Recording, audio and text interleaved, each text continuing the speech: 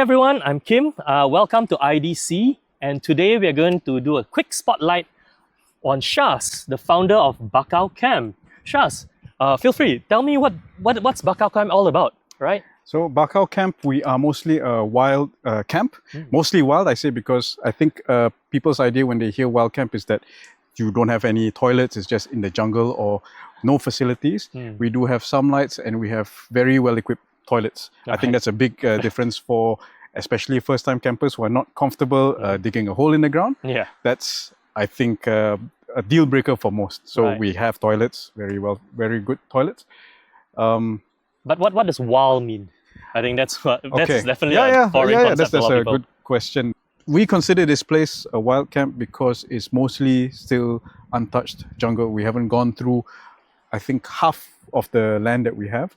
We are still trying to set where the lots are going to be most of the like most of our trips here. We try to go further into the jungle a little bit and see whether it is suitable spots for us to expand towards. So it's like every few months then we expand more into safer areas, because we found that if we blindly clear up certain spots, like recently we cleared up a nice spot we thought would be a good area for new lots to be set up, then we found out that's the lowest point of the land. So this is what happens when you don't have enough planning. So so essentially it is not to make everyone very clear, it's an actual camp. It's not glamping. Right? You don't have air cons and stuff like that. It's meant to bring people closer to nature as where it's supposed to be, because we've been stuck in the urban forest for a long time, right? Safe to say, something like that? Yes. And nothing against glamping, but it's just not something that I enjoy so much. I think to each their own. We just prefer wild camping, and we feel there's not enough exposure in this small in this niche. So why not have this wild camping site that people can still enjoy with toilets. I think that's still a big important thing for most people. So what's special specifically about Bakau? What's that personality you're trying to build over here? Okay, so just like the name says, Bakau is our mangrove jungle. I think mangrove, there's very few areas of the world that have mangrove plants, trees, mangrove forests. They have mangrove forests. So like I think that's a big thing that Malaysia has that it's not spoken about, or there's not enough exposure about the importance of mangrove forests. It's the nature's filters of the ocean, and it's something that we want to do in the future. Maybe we have a nice nature walk going into the mangrove. I think that's always been in the works, but not yet. We have to make this sustainable first, and eventually that's what we want to do. We want to raise awareness and raise more like just show people the benefits of the mangrove forest that we have.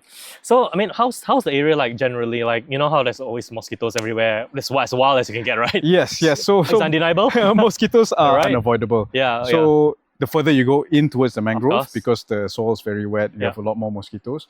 But again, there's the things you can do to avoid just not being out in certain places closer into the jungles when it starts to get dark or during sunrise. This is unavoidable times for mosquitoes. Just wear enough mosquito repellent, or stay close to the fire, or just put up a mosquito coil. This usually deters a lot of the mosquitoes. So what kind of animals do you see here? I mean, it's as wild as you can get, right? Well, I guess if you go further into the jungles, like further inland, then you do get a lot more wild in this.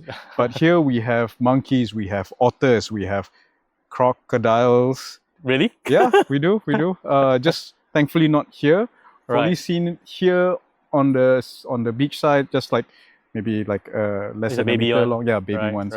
But we've heard that further up the river on the other side, there are the bigger crocs. But on the peninsula, we don't have. Even further out, across to Indonesia. No. Further up the river. Up the river. Further up the river, there are crocodiles that's around over there. Right. But for now, we don't have any issues with crocodiles. I think that I know of.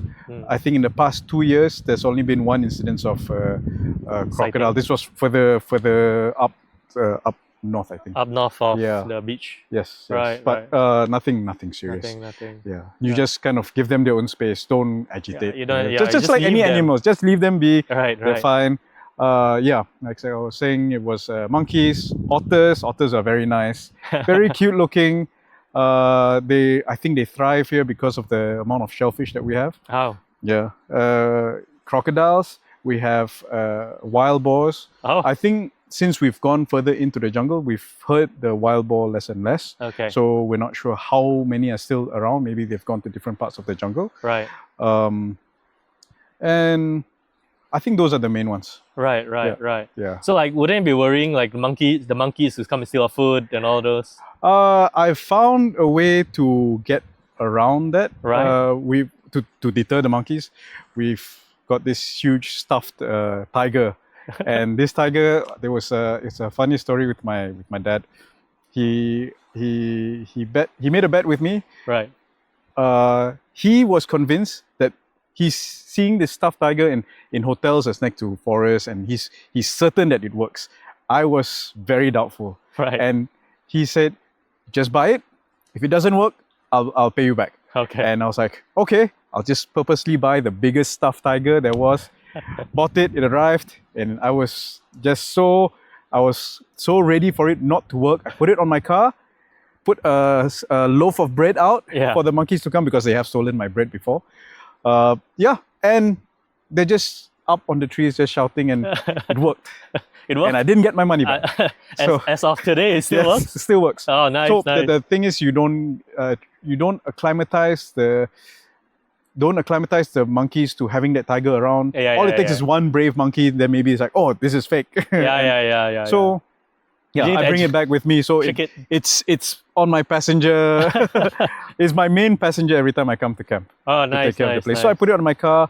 I can leave my doors open. There's no animals that will come close to the car. So that's a that's interesting. That's good interesting. deterrent, that unexpected deterrent that actually worked quite well. So how do you then get started? Like, I mean, initially it was just a patch of land, mangrove trees. Yes, it was. We had no road all the way through the land. We had to clear up a lot of it.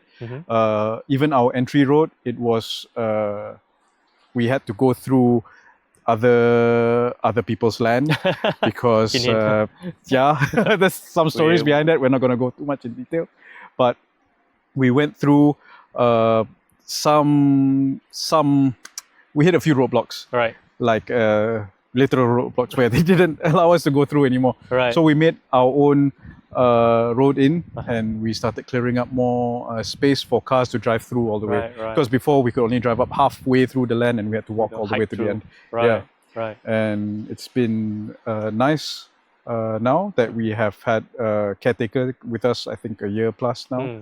So he's been keeping the weeds and the grass cut, keeping the space clear enough for us to get our cars in. Nice. So that's a big help. So when you say you get a contractor to come and just build stuff or like? Yes, we do. We got the contractors in for the main bits like our storerooms, our toilets, and our water system that was built by contractors. We got professionals for that because I didn't want to deal with a septic tank. Sure. So main plumbing, I think that's not something I was willing to take the risk on. But on other parts, like building shelters for our storing our other stuff, building our solar panels, setting up our lighting systems, that's something that I enjoyed doing myself. So that was something I was willing to take on and learn. Right. Like a lot of trial and error, but yes, contractors had a big part in the initial stages. Stuff, Yes, but after that, most of this is just me, friends that I've dragged on, nice. And with a payment of, I guess, a meal. And I guess it's fun. Everyone's, like you said, stuck in a concrete jungle, and it's just time away from the city, and everyone just wants to get their hands dirty once in a while, move some stuff, build some things. And I feel that's like, you bring people out, that's what they want to do. They want to start fires, they want to start a campfire. They want to start burning stuff. Yes. So so I think what's next, right? Because I mean, building a campsite, there's like licensing, there's official or foundational stuff. Get people to know about you. Like, how do people come? Get to know about you and come. Like, who are the people who are normally visiting over here? I think it's mostly up to this point is mostly just word of mouth and just through social media that some people have contacted me because we are not open to public at the moment. Okay. So we're just letting people come in and just try out the place. We are mostly friends of friends. Yeah. And I think we are getting a lot of people from the 4x4 groups because I'm also in one of the groups and we've arranged some small events, some camps here. Nice. Because I feel the 4x4 campers are usually the ones that are most well equipped. Right. So if it's a wild camp, they have their own lights, they have their own power. Don't worry about anything I don't have to worry about anything. Right. Cool. So sorry, I might have to cut this short. It's raining. So maybe we will continue on tomorrow morning. Yes. All right. If tonight. Tonight we'll figure out. But we'll see. All right. Thank you.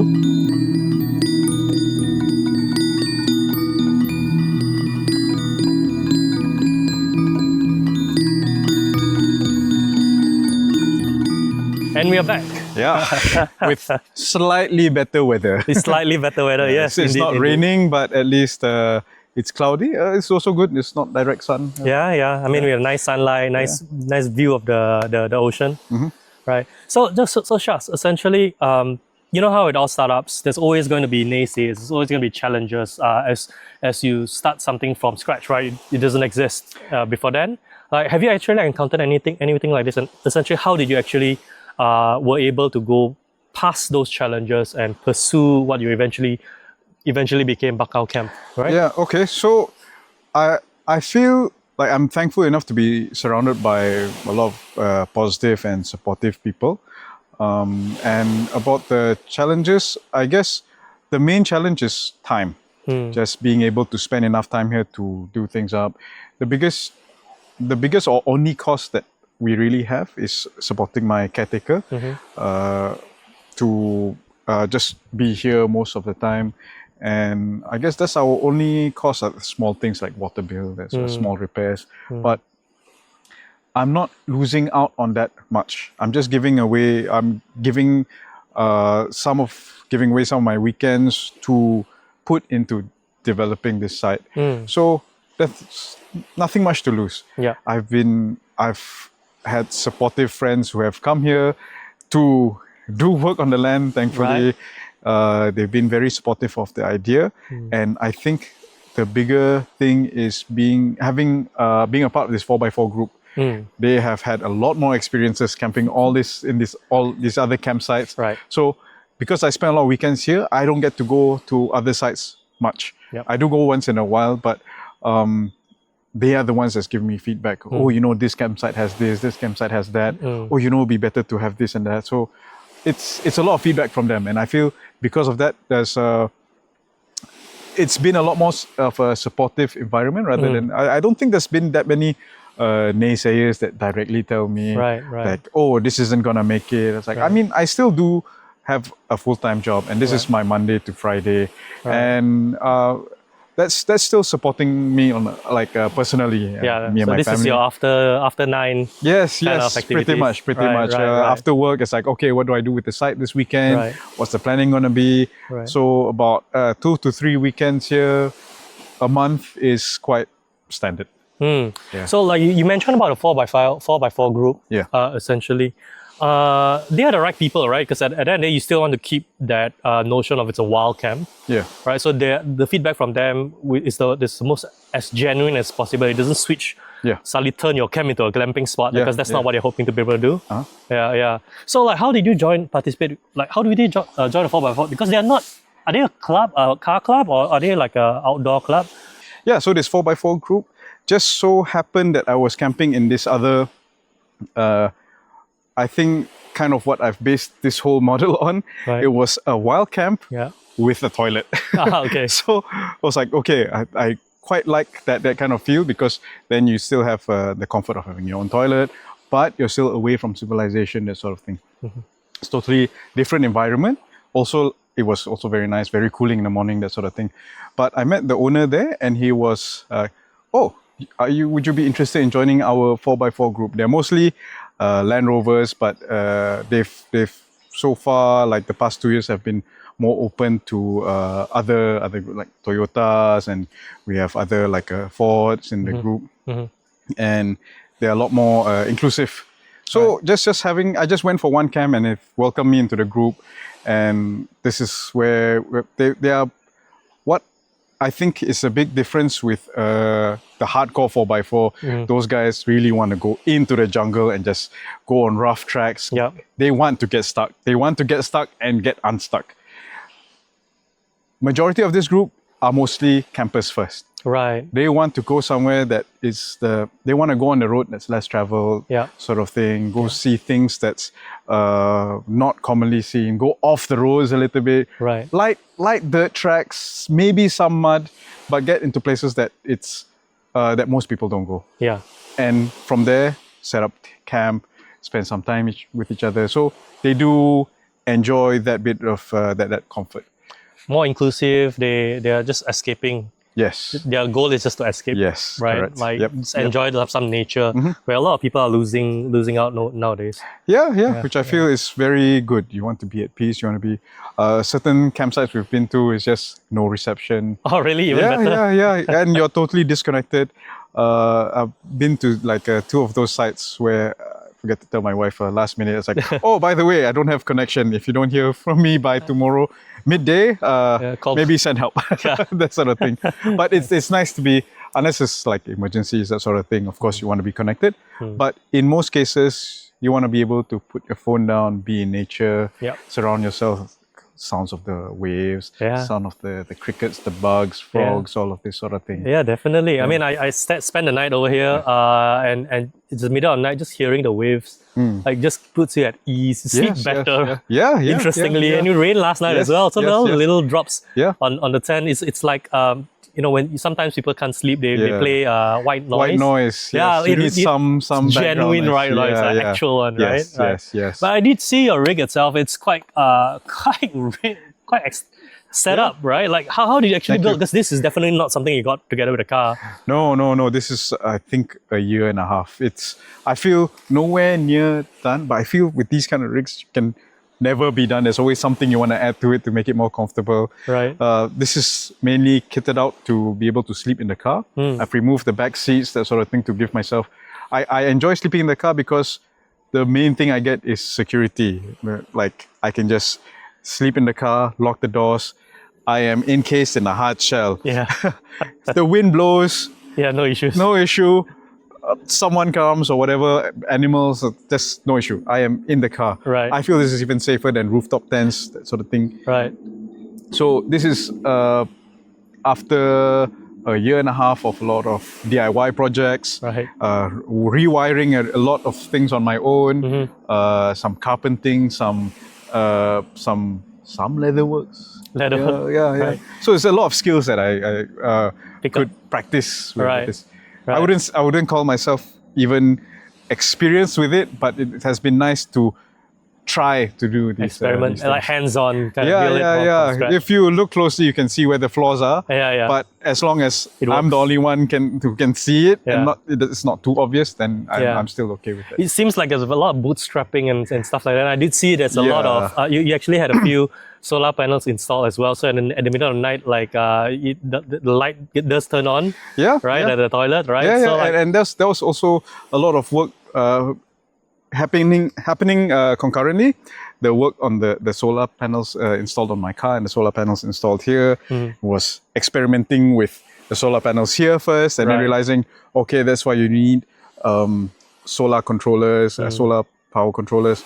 You need sufficient battery. And then realizing, okay, this is what I need for this. Okay, let's try it on the car, upgrading a little bit more.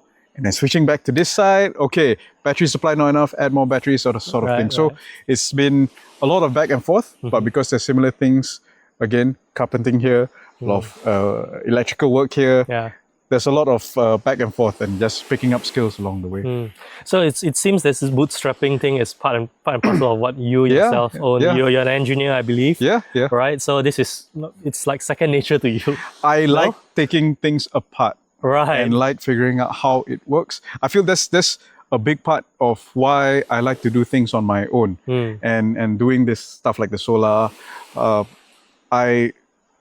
just to go a step back a bit, like I was talking about the contractors yesterday, on all the more important things where I cannot afford to make a mistake, like plumbing.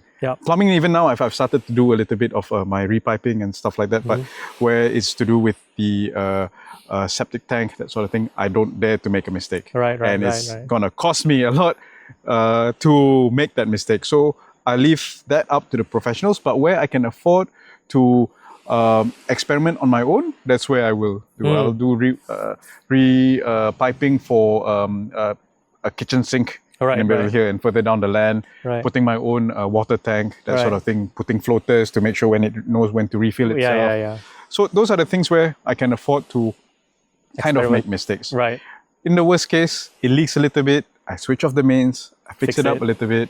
So you kind of weigh the severity of what happens if something goes wrong. So like essentially do you think that this is something that, you know, for listeners who might want to eventually start up on their own, to, you know, eventually dare to challenge the norm, the everyday 9-to-5 job, like, do you think that this is potentially a value that you should look into? Because I do know that a lot of people want to do a lot of things. But they haven't done anything. And there's always a lot of planning involved, but the planning never comes to fruition because there's always more to plan. Like, would that stop? Like, have you actually experienced something like that? Like, I feel also running my own business, it is important to get as much hands-on experience at the ground level as possible. As long as you know your business in and out, and later on when you have people working under you, you know the business the best that anyone can. Because if you just either sub the workout too much and just be as uninvolved as possible, or I'm paying someone else to do it. That's fine. But when you have small jobs, like a small pipe is leaking, do you want to wait for a plumber to come the next day when your pipe is leaking water? Or do you want to be able to, I'll go and fix it now?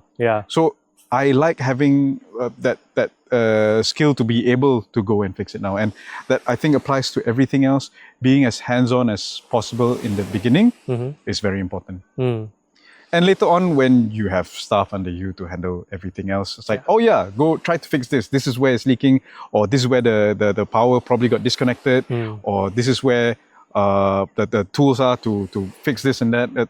As long as you are involved in the beginning, you know how you set everything up as well. You know how to fix it. If you subbed everything out, I don't know how they connected something, and you'll have to go and figure that out too.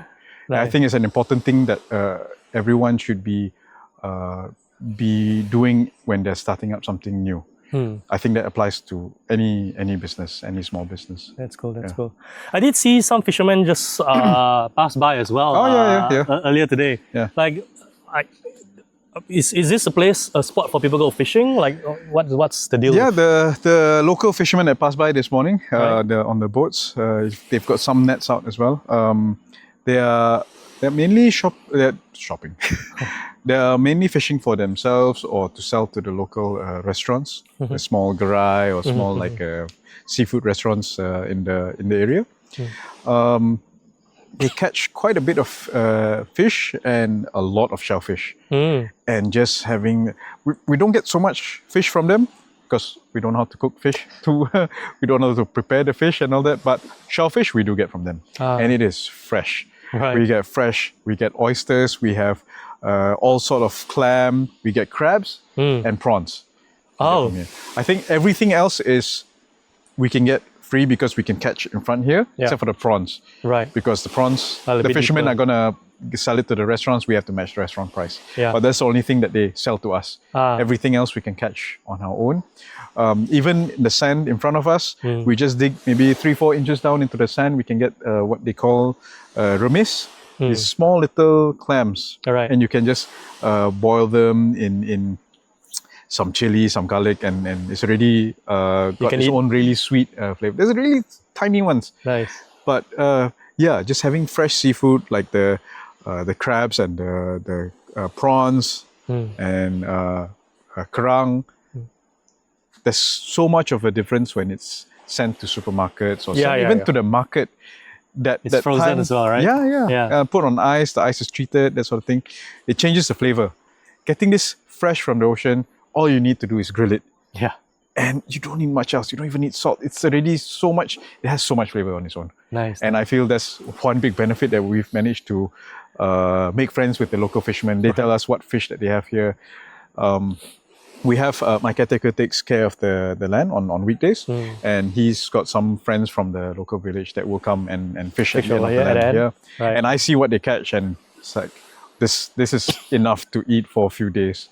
And but it's very weather dependent, the fish. But I think for the shellfish, it's something they can get at any time. Yeah. So is it of concern because like most of the things are weather dependent? I mean, we're by the seaside, right? I mean, fortunately, we're at the Straits of Malacca. It's not as bad. Yeah. Right? But like, how do you... Is it of a concern for people who come and camp over here? Okay, for our side, because seaside camping is very different from camping like on the mountains, on the riverside. I mean, all of them have their own risks. Yeah. On the seaside, our main the main thing that we have to be careful of is the weather, because the weather changes very sudden. Yeah. For us, we get storms. It gets amplified just because it's by the sea. Thankfully, we have some trees in front of us. But when the storm's really bad, it gets scary. really bad. Yeah. With the, I'll just share with you some stories that we have of like maybe 2 or 3 really bad storms that we've had the pleasure to experience. Like at night, you have these ships going past, and the lights kind of light up a few degrees up into the horizon, and they just suddenly disappear. As in the boats? Yeah, they just disappear behind a cloud of rain. Right. Yeah, a curtain of rain. Yeah, just drops and the ships just disappear. It's like, you know, they were there. They're not going to go that fast, and they just disappear. Right. And that doesn't seem like it's coming any nearer. But whether the rain goes along the straits or towards us, that's something we always have to keep track of. Even though I'm not around, if I have campers that are on site, I always keep track of the weather and update them if there's a storm coming. If it's forecasted, if there's even a small chance of rain, I keep track hourly, let everyone know if there's a big storm coming. Because when there's a storm, like I was saying, that curtain of rain, the next sign is you have a gust of wind. Strong gust of wind, continuous. When that comes, you have about 5 minutes to pack everything up. You get into your tent or your shelter, whatever. Make sure everything is strapped down tight. Right. And just brace yourself for that really, really bad storm. Because the winds are going to be really violent. So much that you hear in the middle of the night, the loud cracking sound of the trees just crack, the leaves rustling, and a big thump on the ground. Right. And that cracking sound is so loud, it really stays with you. Thankfully, it mostly happens deeper into the jungle, where it's a lot of like dead trees, so they've hollowed out a little bit from rotting. But we've cleared up a lot of the risky trees on our side where campers are. But when there's a risk of a storm, I'll always ensure. Actually, this is just general practice. Any camper should know this. Do not camp under a tree. Not under. You do want shade, but don't camp under a dead tree, or if you see like branches hanging off of leaves or vines. Don't camp under it, because all it takes is just a gust. That drops on you. That's going to cause a severe injury at the least. So this is like precautions that we have to take. And on storms like that, you'll get like 3 or 4 trees falling in the middle of the night. Wow. And like if we're unlucky, they'll block the entry road, and thankfully we have chainsaws on standby, and we have to clear it up just so we're not trapped inside. Right. Yeah. Nice, not bad. I'm seeing your rig itself. Would you ever start your own channel? There's quite a lot of stuff. I've seen you use a computer fan as your ventilation. Like, that's cool, man. Like, I have I do have a YouTube channel, youtube.com/SYCHAZ. Right. It's I'll put a link here. I'll put a link here. It's not how you spell my name, but it's just a username that I use. And on Instagram, I'll just plug in the camp as well. We're at bakau.camp, and my car channel is Bakau Ranger. So like a forest ranger. Forest that's ranger, what, yeah, mangrove ranger, yeah. So that's why I explained. I take photos of 4x4s that I see on the road. Right. I go on trips with, but also document on what I do with my car. I do share a lot of the process, so feel free to check out whenever. And there's these small things like installing computer fans for ventilation, installing lights for for comfort and security, and yeah. Sounds interesting. Sounds interesting. Yeah. So like essentially, would you? Let's just say for listeners to listen in. I mean, it could be anybody, any Tom, Dick, and Harry could be listening in. Like, what would be something that you hope to be able to receive from them essentially, right? It could be, investors, could be partners, it could be just customers wanting to join, it could be other 4x4 outdoor campers who is not of the crew who wants to come visit. Like anything you want to say to them, or anything we'd love to hear from them? I feel right now, if you just want to experience a wild camp with minimal facilities by the seaside, just follow us on bakau.camp and send me a DM. If I am available, come camp with me. I camp maybe 2 to 3 times a month, and hopefully the dates will align. I will make extra time if you introduce you to the place. My caretaker's around anyway, and if you guys if there are experienced campers out there, feel free to at any time. All the better. And follow for the journey of Bakau camp.